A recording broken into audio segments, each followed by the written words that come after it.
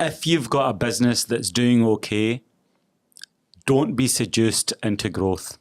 There is nothing wrong with having one business that pays the bills, gives you a comfortable lifestyle, you get a few holidays, the kids get what they want. There is nothing wrong with that. Yet society, we get caught up in this seduction of growth, bigger, better. Let's go national, let's go international. And there's not enough people speaking about this. I'm glad you mentioned this, Saf, because there is nothing wrong with having a little business that pays the bills and everyone is reasonably happy. And that is the way a lot of our elders, they created their business. They had a little corner shop, they had a little takeaway, a little restaurant. They had one little business and they made that work for them. Yeah, sometimes they call them lifestyle businesses now, but effectively you're talking about a small business. You just run that, and it's like rather than having all your, it's like one of these, having a small basket but keeping it close to you, as opposed to putting your eggs in many baskets to a certain level. So what's the mindset of somebody looking to franchise? Or become a franchisor. We'll stick to franchising at the moment as opposed to franchisees. So why would somebody do that? So is it about scalability? Yeah, for me, it's about domination. Domination, growth. I think it's about growth. We want to take the Boss Pizza brand and we want to grow it as much as possible. So franchising is probably one of the easiest routes to achieve that goal. Okay. So there's a book that I was reading, and I'm still reading, by Patrick Bet-David, which says, "Choose your enemy wisely." And you've named your competitor. You've named specifically Domino's. So talk to us about why are you pitching with Domino's specifically them? Is it because they're the best at the moment? Yeah, they're the industry leader. The pizza market's a £2.9 billion market, and they are the key players in that space. You've got Papa John's seem to be in decline. They're closing a number of stores, quite a lot of stores. Pizza Hut Delivery are closing a number of stores. Those two brands are struggling. Domino's is starting to steal more and more of the market share. And I think there is real space in this market for a new challenger brand. And that's where I see Boss Pizza coming in. So very similar to the banking industry and so forth, which is sort of fragmented a little bit to a certain level. You think, there's room for a new brand coming in. There's always room for a new brand to come in. Okay. So let's put the hat off a franchisee. Okay. And the sort of skill sets of a franchisee, and you talked about mindset of why somebody would go down the route of becoming a franchisee. Usually, it's about money. It's about it's maybe lifestyle, but people know that they've got to work hard. It's not really it's not even a 9 to 5. They've got to work hard. So, what's the assurity to a certain level in terms of setting up and working with a franchisor? Well, I've worked with franchisees who have multiple stores for the same brand. Okay. And I've worked with franchisees who have the business is run by, let's just say, one of their children. Okay. And is funded, and the capital is provided by the parents. Bank of mom and dad, Yeah, so it's a case of trying to keep something in the family and to provide opportunities for more members of the family. You see, it can become a family-run business, but using and borrowing and piggybacking off another brand. So essentially, they're still running their own business. There are limitations in what they can and can't do. For example, when it comes to branding and how marketing material might look like, the products and the ingredients that they might be using, they will be very prescriptive in that way. Okay. But you'll have some people who have multiple branches for the same brand, some people who have a singular one for the same brand. How they operate will often depend on their mindset, whether they choose to run it as their own business or almost like a temp comes in just to earn a bit of cash. Is a franchisee entrepreneurial? Both to any one of you. Well, what is an entrepreneur? An entrepreneurial mindset. What is an entrepreneur is the question, isn't it? Is an entrepreneur somebody who just takes the risk without having a fixed income? Or is an entrepreneur who has multiple pots of risks that they're, because this is open to debate. What do you class as an entrepreneur? Okay. But in either case... If we were to take the risk out of the equation, entrepreneurs are innovative. They come up with ideas. They're always creating things. It's a creator. So let's leave risk By aside. whose definition? So from it's a conversation. So Okay. we haven't got the Collins dictionary yet. So when you think about entrepreneurs, you think about creativity, you think about ideas, innovation. That aspect of it. So is a franchisee an entrepreneur based on that? Could be. Could yeah, be. it could be. Yeah, because look, even though you may not have had input into the actual product design and stuff and the innovation, as you put it, you're still going to have to make money from that business. You're going to have to think of ways of bringing footfall into the business. So while some of the marketing may be prescriptive again or might be done for you, you're going to have to attract people to come into the business. You're still going to have to think of ways of retaining your staff. You've got staff there. How are you going to get on with your staff? How are you going to talk to them? How are you going to be treating them? How are you going to retain them? Are they actually going to go above and beyond for you? That's a part of being an entrepreneur from that element. You say that's more leadership. And I think that overlaps into it. Yeah. I'd say leadership overlaps into it. Management overlaps into it. But as an entrepreneur, some entrepreneurs don't work with people.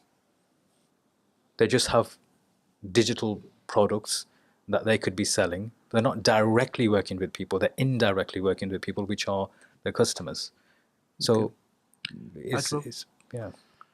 Going back to the assured thing, I think mom and pop, you've got two types. You've got mom and pop businesses, and there's nothing wrong with that. Franchisees, they maybe take on one franchisee, they earn a decent profit, they earn the majority of the wages, they buy themselves effectively a semi-decent lifestyle, and there's nothing wrong with that. And then the second type of people we've got are multi-site operators.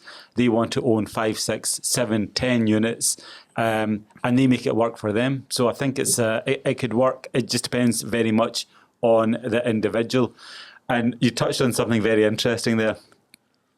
Entrepreneurship, I think it's over glorified, if that's even a word. Over glorified, is that even a word? Yeah, I think it's bigged up far too much. Most people are on social media, and the only thing they see as entrepreneurship is sexy. It is far from that. Most people, they would die if they actually realised how much work goes on into creating a successful business. It's sold as being sexy. I remember back in the day when I had after I graduated, I did law as well. Before when I had to do my LPC, I thought I'd earn the money for the LPC rather than fork out 10 grand, and because I didn't have the financial backing to do that. And I landed myself in a door-to-door sales job, commission only. That's where my sales journey began. And they used to prep us. They used to think of the negatives we'll not only get on the doors, but from the family and our own mums or partners or whatever. What are you doing going around knocking on doors in the middle of the night, in the rain, and there's not even a basic salary. It's all commission based. And they're trying teach us on how to overcome those negatives. And they would use examples like just tell them, look, you're an entrepreneur. Right? So somebody asks you, what do you do for a living? Like if you were on a date or something, right? They won't say, what do you do for a living? You don't say you're a door-to-door salesman. Just say, I'm in marketing. Yeah. What do you mean marketing? Oh, direct marketing. Oh, what kind of direct marketing? Oh, I'm an entrepreneur. What does that actually, these are a lot of these terms I think have been overanalyzed, and some of them have been used willy-nilly for people to sound good about themselves. People like, those subscription services, like, the makeup brand, what was it called again? I can't remember the makeup brand. There's brands that people used to sell for commission. Yeah. They have a catalogue of products. Avon Cosmetics. Yeah. I've known people like similar, such like the Avon brand or other brands. They'll be selling stuff. That's all they're doing, or that utility company. Yeah, utility. AN, is there an N something? Yeah. You know which one I'm on about, right? You mean, yeah. And their title on social media is I'm an entrepreneur. Why? Because there's no basic salary. They're commission only. Sell a product, make your money. Okay. Bam. Okay. So So we think entrepreneurs. I mean, we're trying to get to a collective here of thoughts there. So we think entrepreneur. I think you're gonna get that tonight. Yeah, we may get. We may do. So we think entrepreneur. The word is slightly misrepresenting in terms of what that is. So if you think about business and being a business owner and being an entrepreneur, some people say I'm a business owner. Some people might say I'm an entrepreneur. If somebody came to you and said my card, and then they use the title CEO of XYZ company. What's your natural sort of thoughts if somebody describes themselves as a CEO? CEO used to mean you're the CEO of a FTSE 100 company. You've got hundreds or thousands of people working for you. Now you've got companies with one employee and the owners calling themselves a CEO. So I think is it technically incorrect though? If they're not a limited company and they're a sole trader business, they can't call themselves a director technically. Ajmal, do you call yourself a CEO? I am the CEO. You're the CEO of Boss, yeah. But you're comfortable with that title? I'm comfortable now, but what I don't call myself, what I always call myself was a business owner. I've never called myself entrepreneur. I've just been uncomfortable with that term. Yeah, I have been an entrepreneur for the last 15, 16 years. So you're okay with somebody else says you're an entrepreneur, but you wouldn't call yourself an entrepreneur? I don't like that term. I don't like that term. At all? No. It's a bit like calling yourself an expert in something. Yeah. I'm okay with somebody else calling me, claiming that I'm an expert or addressing me as an expert in something, but I'm not comfortable with calling myself an expert.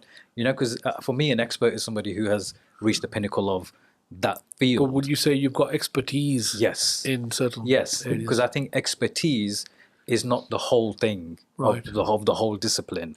There are certain elements which you might excel at than others, and you are grown up to understand that you may not excel in some matters which others will. Okay. You see, so it's a emotionally intelligent way of looking at the things in a holistic way and understanding. You know what? We're not all perfect. We've all got learning to do. The moment you stop learning, you're done for. Okay. So what's the transition for yourself in terms of the title CEO? What's been that change where you've said, yeah, I'm comfortable with the title CEO now? Because when I started Boss Pizza, the aim was to build it into a national company. So that is it. So the first thing I've done, so at this moment we're tiny, but my management team, I've got like 7 people in the management team. So we've laid a very strong foundation, and I've got heads of each department in place. So I am, if you look at the top of my organisation, yes, I am a CEO. Underneath, we've still to build out the branch network, but that is, the foundation is being laid for that. So effectively, I did jump the gun a little bit, but because I knew the roadmap, I knew the exact plan of what we're going to achieve. And you're setting the scene in terms of this is the framework that we're working towards. So therefore, I'm comfortable with the title CEO. Yeah. But normally, you would sort of guide people against that, particularly if they're a lifestyle business or if they're a small enterprise. In my previous businesses, I had over 100 employees. I never called myself the CEO. What was your job title there? Just owner. Owner or director, or it was just something like that, or the boss. There's another title which is sort of coming up in prevalence, which is a founder. Everybody wants to be the founder or the co-founder. Yeah. You know, is there anything wrong with that? I quite like that. Yeah. I like that. It's quite humble. Yeah.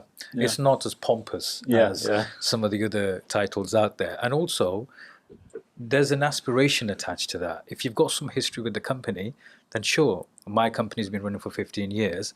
I think I'm qualified to say I'm founder by now. Yeah. You say I founded this 15 years ago, right? So if my company was started 15 months ago, yes, I could still call myself a founder, but then it depends on you personally, how you feel, whether you feel and what your perception is. I think what we're discussing now are abstract things where we're looking at perceptions, how are perceptions formed relating to certain words. So for example, we talked about expert. What's the perception, your individual subjective perception of the title expert? It might be different to Ajmal's, it might be different to mine.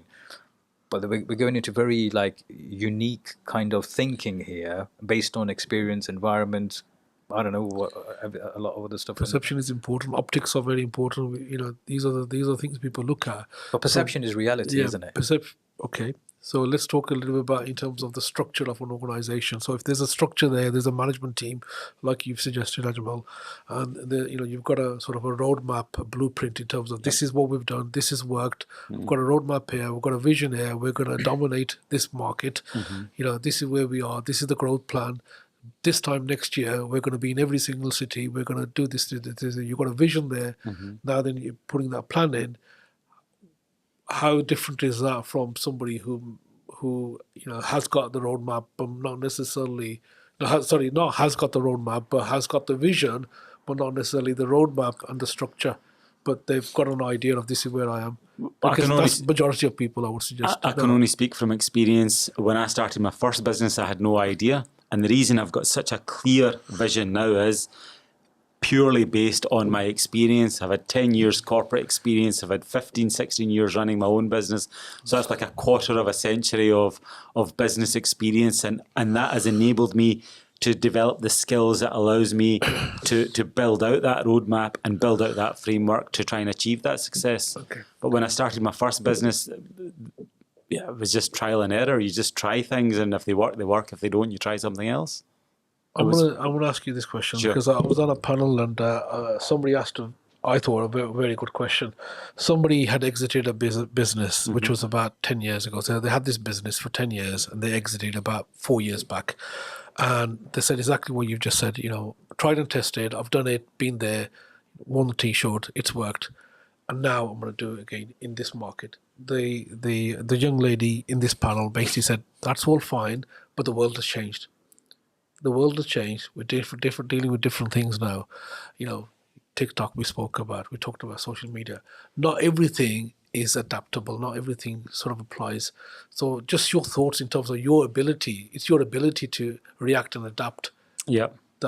That's the difference there. The fundamentals of business remain the same. And let me drill down into detail. You mentioned TikTok. Prior to TikTok, it was newspapers. It's not the fact that we're good at writing press releases, it's the fact that we're good at generating stories and generating content. And the vehicle we apply it to was newspapers yesterday. Today, that's TikTok. So over here, we're still good at creating the content. And then all we have to do is apply it to the media vehicle of the day, which is today, TikTok. We load up the TikTok van and send the message out to the world. Tomorrow, it might be AI or mind control or telepathy. We don't know, but we'll be okay at that because over here, we're still good at creating the content, creating the stories, and then we just will apply it to the medium of tomorrow and ship it out to the world to get our message out there. Okay. So social media, some of them, as I said, blow up and others, go out of favor. There is rumors about TikTok, and I'll talk specifically about TikTok probably potentially being banned. You must have come across these stories. Okay, it's in the US. Yeah, in the US. Yeah. But potentially if it goes anywhere else and so forth, again, you're talking about global brands and so forth. But you're right. They're not necessarily in our control. Yeah. We've had here in this room have had experience where we've known somebody who may have been banned on certain social media sites as well. So they're not necessarily all in our control. Yeah. So let's talk a little bit about in terms of actually, reliance on these tools. Yep. We'll call them tools, and potentially some of the risks of putting all your efforts in that one basket. Yeah, I think that is a risk, but if you over here have got a good media machinery, you're good at talking to camera, you're good at creating content, you're good at editing, you're good at pumping out hundreds of videos a month, if TikTok gets banned, it's not the end of the world. We'll just flip to YouTube Shorts, we'll flip to Facebook Reels, Facebook, we'll just flip to other channels. But the key thing is, you need to focus on the content creation and then apply it to the media of the day. And media channels, TikTok, Reels, Facebook, they'll come and go. And there'll be a time in a few years' time where it's something else. But as long as you're over here, you're creating the content, it shouldn't be a problem. Okay. Ajmal, it's about communication. It's about getting the message across. Yep. And you said right at the beginning the fact that I've never sold in terms of our franchise model. Yes, we've got a banner at the on our videos, but I've never sold. So what is it that you're selling? Are you selling yourself? Are you selling ideas? Are you selling thoughts? What's the communication that you're doing? What is it that you're doing? So all I'm doing on social media is adding value to the audience. There are too many. I think fraudsters is too strong a word. There's too many Charlatans, we say. charlatans. They're on social media. They're pretending to be very big. They're driving the Lamborghinis. They're living in Dubai. They're selling the courses. They're selling the books, whatever it is. And I know I can see right through that because I've been in business. I've got the battle scars. 80% of my content is bloody negative. Don't do it. It's too hard. You're going to mess up this. So that's one of the reasons why I'm so big on TikTok. When I say so big, like you're focused on. You're all in on TikTok. Yeah, all in on TikTok. I just want to get the message out there. Business is fantastic. It's not as easy as everyone else is making it out to be. Okay. Everyone in social media is earning £10,000 a month apart from me. So you're about giving value. Yeah. Which is your thoughts, your viewpoints, your knowledge, your wisdom that you've gathered over those years, and your opinions. Yeah. And I am a business geek, right? We're filming this for 1.5 hours. I tell you now, Safraz, I could sit here for 12.5 hours, 20.5 hours, 24 hours. I could sit here talking about business. Okay. That's interesting. We've got the camera. He's got to leave it at that. That's interesting. So I did say originally at the beginning, there's no hard stop here, but I have to just say, okay, that's it. That's the cameraman's just fainted. So, okay, we're having, I think, a wonderful, compelling conversation about business and so forth. And I started about talking about really the macro perspective. And, you talked about a little bit about doom and gloom, and you talked about some opportunities. And you've also then, one of the takeaways is, do your thing, whether it's small, whether it's big, whatever the case is, do your thing, understand yourself a little bit in terms of your own level of what you are and so forth. And there's opportunities there. So in terms of some of the doom and gloom and so forth, how do we put ourselves in a position where we can be, we're steadfast, we're a bit more solid? Go for it. Some of the foundations. It's not for the light-hearted. I think one of the first things to understand is being in business isn't for everybody. No. And there's absolutely nothing wrong with going to have a job, being paid a salary, come home, do your thing. You know what you're getting at the end of the month, and just work on that. That's the first thing. But starting a business can be in phases. It can be a part-time thing while somebody's working, or something that somebody just throws themselves into if they've got the capital to support themselves. But there's no one answer to this. It's going to very much depend on the individual. It'll depend on your support network. It'll depend on how well you research the market in which you're wanting to enter. It'll depend on how much faith you have in yourself. Depend on how much faith you have in your product or service. There's so many variables out there. But if you've got to a stage where you believe wholeheartedly, this is it, there's no way this can fail, and this is going to eventually get there. It might take time, but one of the biggest failures is giving up. And this goes in things like investments as well. You talk to people who had crypto. I don't know whether we're going to touch on crypto or not. I took all my money out there last week. But the only people who lose are the ones who cash in, right? Okay. But I cashed in for another reason. Not that I needed the money, but it was something to do with the platform. But here's the thing: most people will fail with a credible business idea because they gave up that little bit too early. You've seen that analogy when somebody's chopping away through the mountain, digging for the gold, and he's gone through so many problems and so many troubles. He goes towards the middle and he gives up, and he was just 1 inch away from the gold at the end of that tunnel. But there's going to be a multitude of things which will affect people's motivation, people's strength to continue. It could be that they've run out of capital and money to support their families.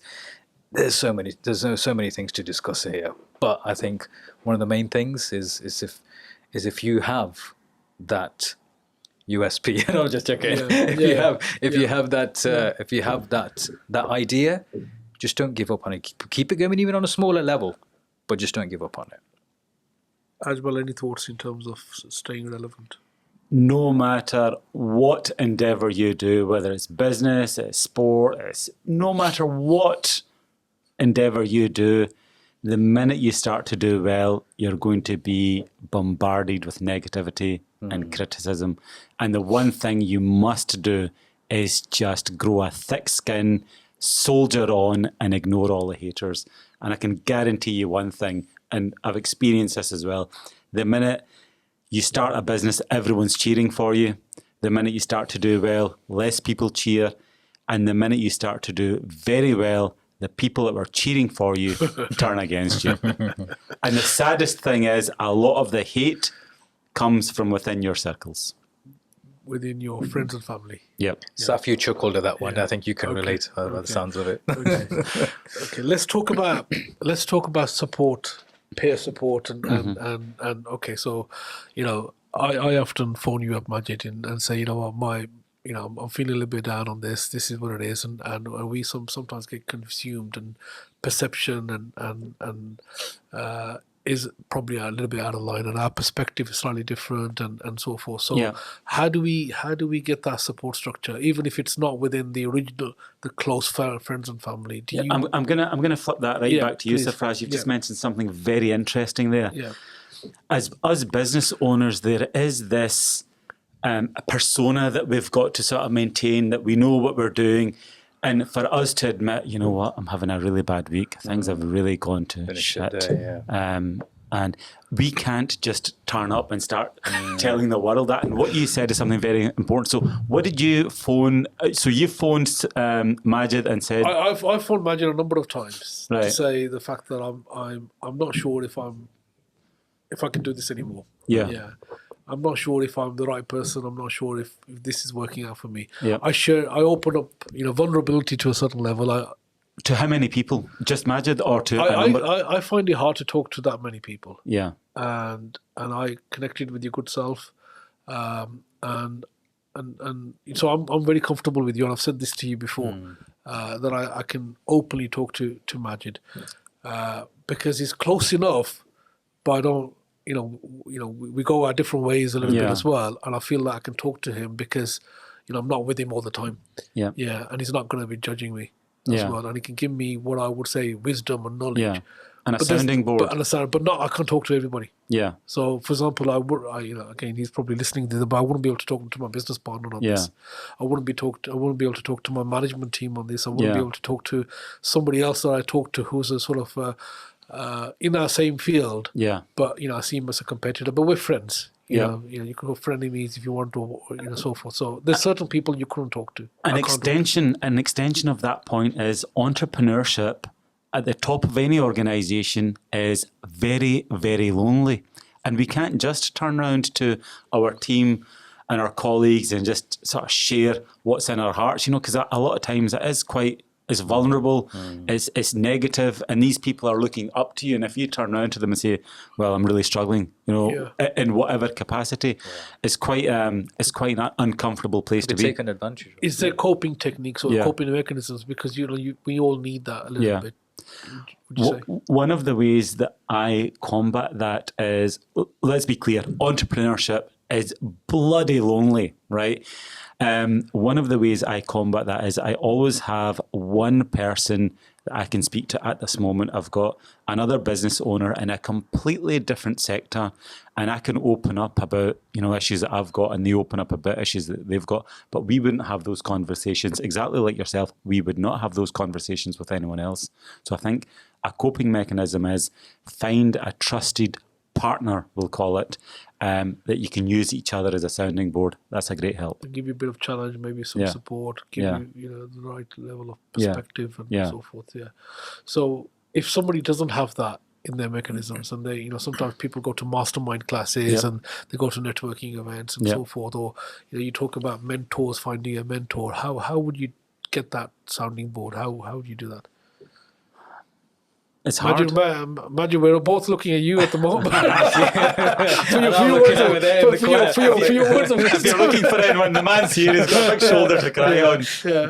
Sorry, you were saying. It's hard. In my whole business life, I've only met two people that I feel I could trust enough to open up. Okay. So I don't know. I don't know the answer to that. It's about trust, isn't it? Yeah, It's about trust, but it's more than trust because they've got to have some competence. They've got to have some capabilities. Yeah, you could trust them. Yeah.